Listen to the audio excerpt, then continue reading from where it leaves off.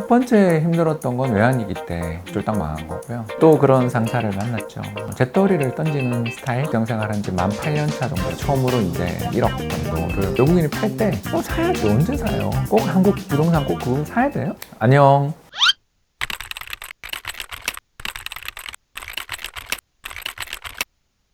안녕하세요. 저는 29년 차 이코노미스트 홍춘욱이고요. 2019년 4월을 마지막으로 모 금융권 회사에서 퇴직을 했고요. 퇴직한 다음에 그 뒤로 한 1년 8개월 동안 잘 놀았어요. 아무래도 2020년 코로나 팬데믹이 좀 컸죠. 활동도 좀 하기 어렵고 심심해하고 있던 차에 김기원 대표라고 제가 이제 알고 지내는 동생인데, 이 친구가 형님 심심하시죠? 저랑 일 좀 해봅시다. 이렇게 저를 꼬셔서 지치고 인베스트먼트의 대표로 지금은 일을 하고 있고요. 편리하게 자산 배분할 수 있는 그런 앱들을 개발하고 있는 회사입니다.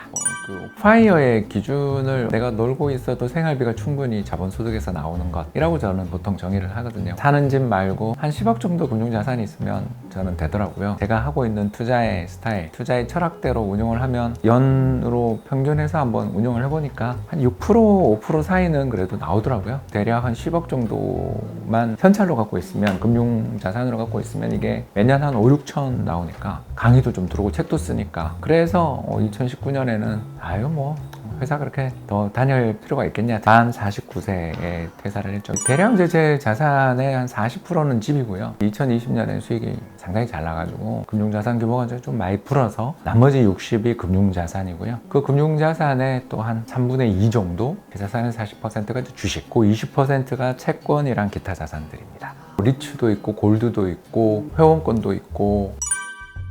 이해해요? 한 3번 정도 험불하는 시기가 있었고요. 대충 10년마다 한 번씩 있더라고요.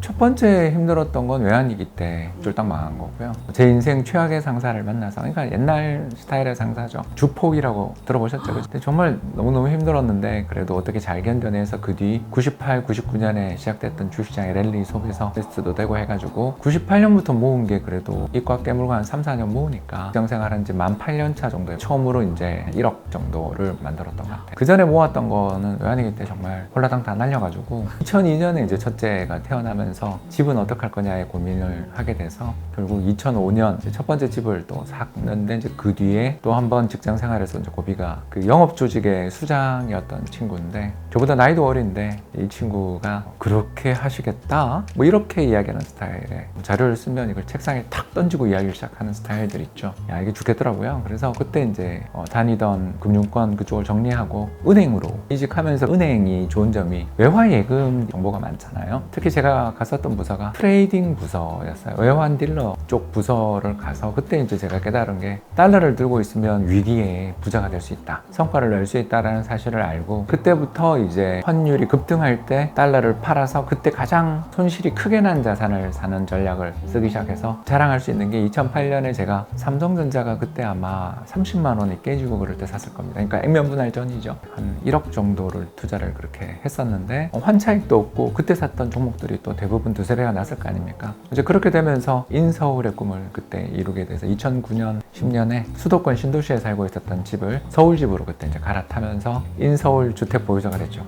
들어가자마자 퇴사의 꿈을 꾼다는 이야기에 저는 정말 공감하는 게, 그 두 명을 만났을 때는 정말 죽고 싶더라고요. 그러니까 아무리 높은 연봉에 밝은 미래가 있더라도 이 사람과는 못하겠더라고요. 은행에서 한 5년 넘게, 거의 6년 가까이 직장 생활하면서 잘 살다가 이제 국민연금 옮기면서 이제 또 세 번째 막이 열렸는데, 역시 거기 가서 또 그런 상사를 만났죠. 재떨이를 던지는 스타일. 그때 꿈이 뭐냐면 3년 계약직이니까 3년만 채우고 나간다. 거기서 공부했던 내용 정리해서 책이 잘 돼서 주식도 부동산도 그때부터 선순환을 타기 시작해서, 특히 2015년에 이제 국민연금 그만두고 나오면서 집을 샀죠. 미분양 난 서울의 신축 아파트를 한 채 더 샀죠. 2016년 봄에 샀는 것 같아요. 또 국민연금에 있을 때 주식 매매를 못하니까 달러를 잔뜩 들고 있었는데, 그때가 환율이 또 1달러에 1,300원 또 갔죠. 그래서 이제 가지고 있던 외화예금 다 팔아서 집을 샀죠.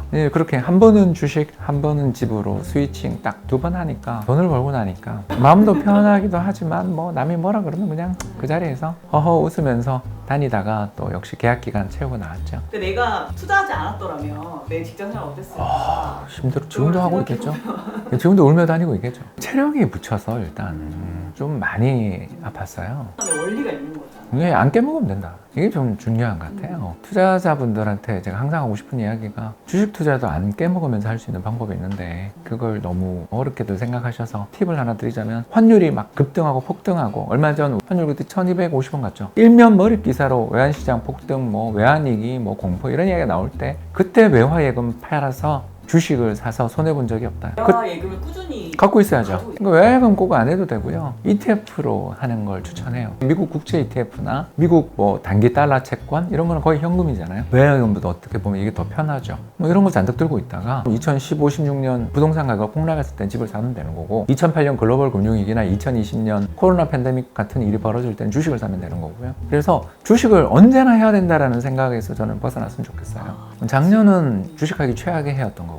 왜 그러냐면 누구나 다 뛰어들 때 그런 곳에는 먹을 게 없어요. 주변에 있는 모든 사람이 다 주식을 샀다면 싼 주식이 남아있겠는가라고 한번 반문해 보면 되는 거고요. 반대로 올해처럼 패닉이 날 때 전쟁의 공포 속에 그때 환율이 급등할 때 그때 보유하고 있었던 달러를 조금씩만 팔아서 차익을 실현해서 사면 이게 되게 마음이 편하거든요. 또 사는 것도 종목도 고를 필요도 없고 그냥 저 같은 경우는 인덱스, 뭐 코스피 200, TR. TR이 뭐냐면 배당 재투자해주는 토탈 리턴 펀드인데요. 투자하고 싶다라고 생각되면 수출주 관련주들을 사는 게 좋죠. 왜냐하면 환율 1200원, 1300원이 됐는데도 이익을 못 내는 수출주라면 그건 죄송합니다만 투자할 가치가 없는 기업들인 거고요. 이 환율 레벨에서도 돈을 못 번다. 그건 수출하면 안 되는 기업이죠. 가치를 파괴하는 기업이죠. 그만큼 지금 이 기업들 입장에서 이 환율만 유지된다면 엄청난 이익을 낼 수 있는 여건이잖아요. 그걸 골라낼 능력 없다. 그럼 개별 종목 하면 안 되는 거죠. 인덱스 사세요. 종목도 한두 종목 올인하지 말고 5종목 정도는 1억이다 그러면 2천만 원씩 산다는 식으로 이런 식으로 하는 거죠.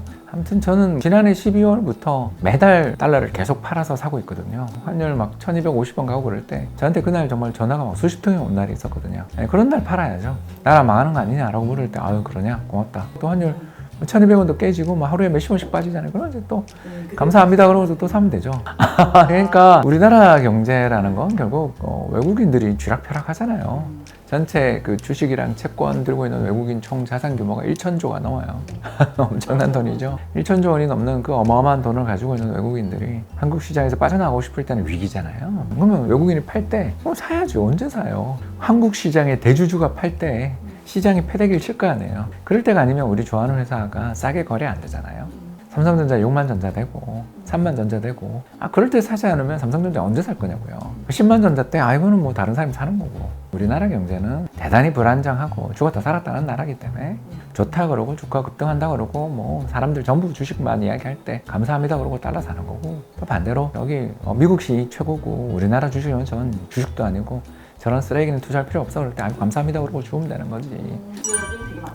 그게 이제 최근 성편향이라는 건데 최근에 성과가 좋았던 주식이 제일 좋아 보이죠. 저는 쌀 때 사서 좀 제값 받고 팔자 쪽에 있기 때문에 그걸 제값의 기준을 환율에서 잡는 거고요. 환율이 급등할 때는 주식을 사야 되는 거고요. 반대로 환율이 폭락하기 시작할 때는 이제 차익 실현을 고민하는 거지. 부동산은 세 가지 신호가 날 때 사면 되거든요. 첫 번째는 주택구입 부담지수라는 게 있는데요. 주택금융공사라는 공기업에서 발표하는 한국 부동산 가격이 싸냐 비싸냐를 판단하는 척도예요. 지역마다 역사적 평균은 달라요. 서울은 125, 경기도는 80 이런 식으로 달라요. 근데 그 역사적 평균을 크게 넘어서는 시기는 투자하기 안 좋은 거고요. 반대로 서울이 120이었는데 100이 깨진 적이 있었거든요. 2014년.